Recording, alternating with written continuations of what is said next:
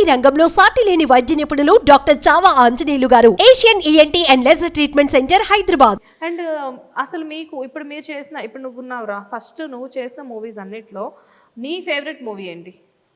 నా favourite movie ఏంటి అంటే లైక్ మూవీ ప్రకారంగానే లేకపోతే like shooting or sets?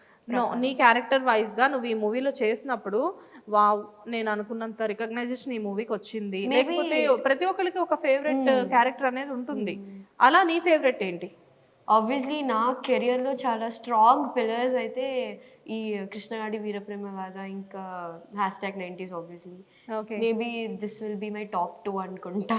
And నీకు? నాకు Aaviri, ghost and this Salaar. Okay, and Aaviri నువ్వు చిన్నపిల్లవు కదా, ఆవిరిలో నువ్వు మంచి క్యారెక్టర్ వచ్చింది నీకు అప్పుడే. ఓకే, అసలు ఆవిరి మూవీ రఘుబాబు గారితో చేయడం నీకు ఎలా అనిపించింది? యాక్చువల్లీ నేను ఫస్ట్ ఆడిషన్కి వెళ్ళినప్పుడు ఫస్ట్ నుంచి నేను రవిబాబు సార్ హారర్ మూవీస్ చూస్తూనే ఉండేదాన్ని. నాకు చాలా ఇష్టం కూడా హారర్ మూవీస్ అంటే. ఆ ఆపర్చునిటీ వచ్చినప్పుడు ఐ వాజ్ లైక్ యా నాకు ఇది రావాలి, ఇంత పెద్ద క్యారెక్టర్ నన్ను నేను ప్రూవ్ చేసుకోవాలి అంటే నాకు ఇది రావాలి అని చాలా అనుకున్నాను. వెళ్ళాను ఆడిషన్కి, సార్ చూశాడు, పేరెంట్ అమ్మ అన్నాడు, ఇలా చూశాను అంతే, సెలెక్ట్ అమ్మ నువ్వు సెలెక్ట్ అనే సార్. తర్వాత అర్థం కాలేదు, అదేంటి ఆడిషన్ తీసుకోలేదు ఏం తీసుకోలేదు సార్ అని అనుకున్నాను. తర్వాత షూట్ టైంలో అడిగాను సార్ని, సార్ అప్పుడు ఏమి ఆడిషన్ లేదు ఎందుకంటే నాకు నీ కళ్ళు నచ్చాయమ్మా, నా మూవీకి యాప్ట్ నువ్వు అని అనిండే.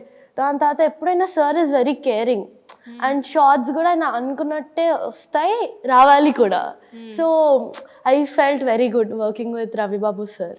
రవిబాబు గారు జనరల్గా బయట చూడడానికి సీరియస్గా ఒక రకంగా కనబడుతూ ఉంటారు, సెట్లో కూడా అలా సీరియస్గానే ఉంటారా?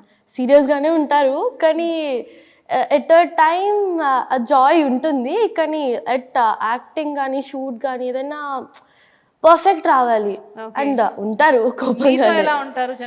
నాతో ఎవరితో అయినా హ్యాపీగానే ఉంటాడు సార్, యాక్టర్స్తో కానీ ఎవరితో అయినా, కానీ షూట్ టైంలో మాత్రం కొంచెం కోపంగా ఉంటారు. ఓకే, అంటే ఆ ఇన్పుట్ కరెక్ట్గా రావాలి అని చెప్పేసేమో.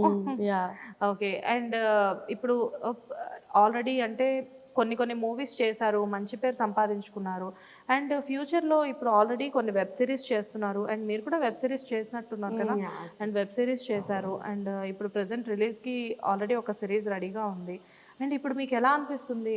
ఆల్రెడీ మంచి రికగ్నైజేషన్ వచ్చింది, అండ్ ఇది ఈ వెబ్ సిరీస్ క్లిక్ అయినా అవ్వకపోయినా ఫ్యూచర్లో ఎలా ఉంటుంది అన్న భయం ఉంటుందా?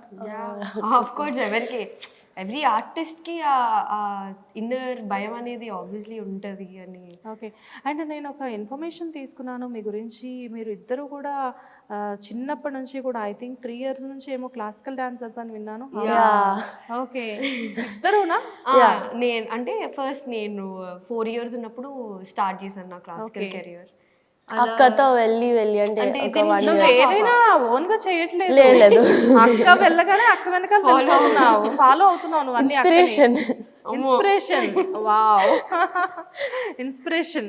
అక్క నుంచి నువ్వు ఇన్స్పిరేషన్ తీసుకుంటున్నావా, ఛాన్స్ తీసుకుంటున్నావా, చాయిస్ తీసుకుంటున్నావా? మూడు తీసుకుంటున్నావా? పాపం అక్క కష్టపడి ప్రతిదీ స్టార్ట్ చేస్తుంటే నువ్వు సింపుల్ గా వెళ్ళిపోయి అక్కని కాపీ క్యాట్ లాగా కాపీ పేస్ట్ చేస్తున్నావు. ఓకే, అండ్ మీ ఫాదర్ గురించి కూడా ఏదో విన్నాను, నిజమేనా?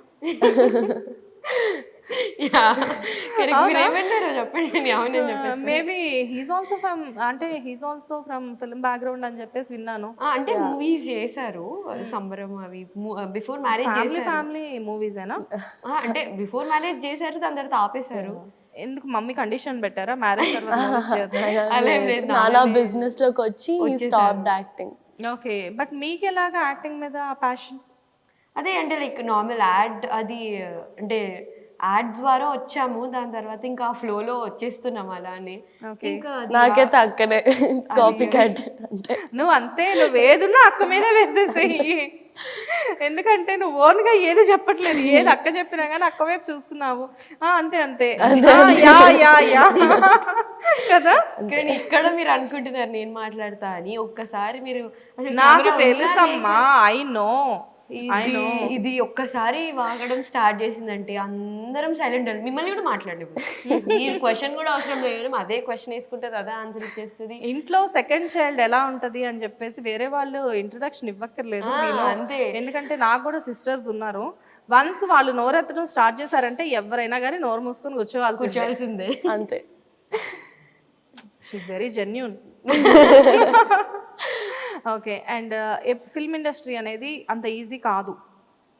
అది ఒక మహాసముద్రం. ఆఫర్స్ వచ్చినట్టే వచ్చి వెనక్కి వెళ్తూ ఉంటాయి. అండ్ కొన్ని చోట్ల హార్డ్ వర్క్ చాలా ఎక్కువగా చేయాల్సి ఉంటుంది, చాలా స్ట్రగుల్స్ ఉంటాయి, చాలా హార్డ్ వర్క్ ఉంటుంది. అండ్ మీరు షూట్ టైంలో కూడా అది ఎండ అవ్వనివ్వండి, వాన అవ్వనివ్వండి, చలవనివ్వండి, ఏదైనా కానీ వన్స్ ఆ రోజు స్కెడ్యూల్ ఉంది అంటే మీరు వెళ్ళి తీరాలి. సో ఎప్పుడైనా అనిపించిందో లైక్ అబ్బా రాకుండా ఉండాల్సిందేమో అని చెప్పి ఎప్పుడైనా అలాంటి సిచ్యువేషన్ ఫేస్ చేశారా? అంటే ఇప్పుడు వరకు అయితే మేబీ నో, నేనైతే ఇప్పుడు వరకు అలా అంత ఆ సిచ్యువేషన్లోకి అయితే వెళ్ళలేదేమో. కానీ యా, అంటే ఎండ ఉన్నా, వాన ఉన్నా, చలి ఉన్నా, ఏదన్నా మన వర్క్ మనం చేయాలి కాబట్టి యా. కానీ అంత ఏమంటారు, ఎందుకంటే నువ్వు 9 years ఉన్నప్పుడే ఇండస్ట్రీకి వెళ్ళావు. 9 years అంటే అప్పుడు చిన్నపిల్లవి. ఎంతసేపటికి ఎలా ఉంటుందంటే ఆ ఏజ్లో మార్నింగ్ స్కూల్కి వెళ్ళాలి, ఈవినింగ్ ప్లే గ్రౌండ్కి వెళ్ళాలి, ఆడుకోవాలి, ఈ వేలో థింక్ చేస్తూ ఉంటారు. అండ్ అమ్మ ఏమన్నా చేస్తే తినాలి, నాన్నతో ఆడుకోవాలి, ఇది ఆ టైప్ మైండ్ సెట్ ఉండే వయసులో నువ్వు మూవీకి వెళ్ళి కెమెరాస్ ముందు యాక్షన్ అనగానే ఒక డైలాగ్ చెప్పడం, యాక్టింగ్ చేయడం అనేది నీకు ఎప్పుడు అది ఒక బిగ్ టాస్క్ లాగా అనిపించలేదా? అంటే బిగ్ టాస్క్ లాగా అంటే యా, అంటే అక్కడ చిన్నప్పుడు ఉన్నంతసేపు ఆడుకోవాలి, నేను కూడా ఇంటికి వెళ్ళాలి అని ఉండేది. కానీ అది మెల్లమెల్లగా yeah, this is also a part of me. Maybe ఇది నాకేమైనా చూపిస్తుందేమో ఫ్యూచర్లో, ఐ హ్యావ్ టు అన్నట్టు. అది అంత కష్టంగా అనిపించలేదు నాకు. అంటే చైల్డ్హుడ్ ని త్యాగం చేస్తున్నామేమో, వీఆర్ డూయింగ్ సాక్రిఫైస్ అంటే ఇప్పటి వరకు అయితే నేను చేసిన షూట్స్ అన్నిట్లో అంత అంటే నాకు ఆ షూట్ కూడా నేను ఎంజాయ్ చేసేదాన్ని అన్నమాట. అంటే మేబీ ఇంట్లోనే కాదు, ఇక్కడ కూడా ఐ కెన్ ఎంజాయ్ అని చెప్పి అక్కడిక్కడ తిరగడం కానీ. ఎందుకంటే వన్స్ లొకేషన్కి వెళ్ళిన తర్వాత అక్కడ కూడా మీకు చాలా మంది ఫ్రెండ్స్ అనేది ఉంటారు. ఆ ఫ్రెండ్స్ చూసి మీ ఇదంతా మేబీ అక్కడే మీకు ఎంజాయ్మెంట్ అక్కడే వెతుక్కునే వాళ్ళేమో. అంతే. ఎప్పుడు ఇది ఎందుకు వచ్చింది అనిపించలేదు, కానీ ఎందుకు రాలేదు అనేవి ఇంకా ఎక్కువ ఉంటాయి. ఎప్పుడైనా మీకు అంటే ఈ మూవీ మీరు క్యారెక్టర్ అని చెప్పి ఆ క్యారెక్టర్ మీకు మిస్ అయిన సందర్భాలు ఉన్నాయా? నాకుంది. అంటే యాక్చువల్లీ నాకు గోస్ట్ ఉందన్నమాట, అది నాకు మిస్ అయ్యి దీనికి వచ్చింది. అంటే నీకు మిస్ అయ్యి తనకి రావడం, తనకి మిస్ అయ్యి నీకు రావడం అది ప్రాబ్లం కాదు, ఎందుకంటే ఇద్దరు సిస్టర్సే కాబట్టి. ఇది ఎప్పుడంటే వన్స్ మీరు హీరోయిన్స్ అయిన తర్వాత ఏదైనా పెద్ద హీరోతో ఛాన్స్ వచ్చి అప్పుడు మిస్ అయితే అబ్బా అనిపిస్తుంది. కానీ ఇప్పుడు చిన్నపిల్లలే కదా. నాకు ఒక వెబ్ సిరీస్ వచ్చిండే, చూసినప్పుడు ఓకే అనిండే, కానీ నా ఏజ్ చెప్పినప్పుడు యా దిస్ ఇస్ యాప్ట్ అన్నారు. కానీ నా హైట్ చూసాక అమ్మో పెద్ద పిల్ల అయిపోతుంది అన్నప్పుడు ఎందుకింత పొడుగ్గాయని అనిపించేది. కానీ ఇప్పుడు చాలా అడ్వాంటేజ్ ఇప్పుడు నాకు అర్థం అవుతుంది. పొడుగ్గా ఉండడం వల్ల చాలా అడ్వాంటేజెస్ ఉంటాయి. అంటే ఇండస్ట్రీకి పొడుగ్గా ఉండే అమ్మాయిలు కూడా చాలా అవసరం. ఏ డ్రెస్ వేసినా పర్ఫెక్ట్ గా సెట్ అవుతుంది. ఫ్యూచర్ లో నీకు అర్థమవుతుంది నేను పొడుగ్గా ఉండడం మేబీ ఇట్స్ మై లక్ అని చెప్పేసి. నీతో కంపేర్ చేస్తే అక్క కొంచెం పాపం హైట్ తక్కువ కదా. ఓకే.